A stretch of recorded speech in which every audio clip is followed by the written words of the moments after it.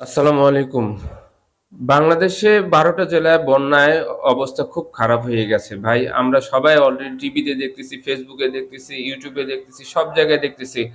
ভাই এই মুহূর্তে যারা আমাকে দেখছেন এবং আমার কথা শুনছেন, আপনাদের কাছে আকুল আবেদন, আপনি যেই এলাকায় আছেন একটা পাড়া বা মহল্লা যেখানেই থাকেন না কেন, আপনারা একটা দল গঠন করেন ৪ জন ৫ জনের। বাড়ি, বাড়ি যেয়ে তাদের কাছে পুরাতন কাপড় চান, তাদের কাছে শুকনা খাবার যদি পান এবং আপনারা সবাই নিজের অবস্থান থেকে যে যা পারেন সহযোগিতা করেন এবং খুব দ্রুত এটা আপনারা জেলা প্রশাসনের মাধ্যমে আপনারা সেসব অঞ্চলে ১২ টা জেলায় যেখানে, যেখানে পাঠানো যায় আপনারা সেখানে পাঠানোর ব্যবস্থা করেন।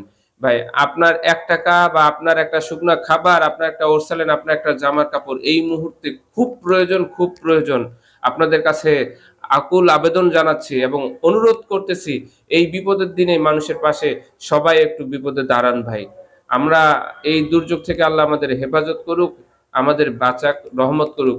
আসেন সবাই আমরা একত্রিত হয়ে এই দুর্যোগটাকে মোকাবেলা করি। আপনারা সবাই একটু আসেন এবং আল্লাহর কাছে দোয়া করবেন সবাই।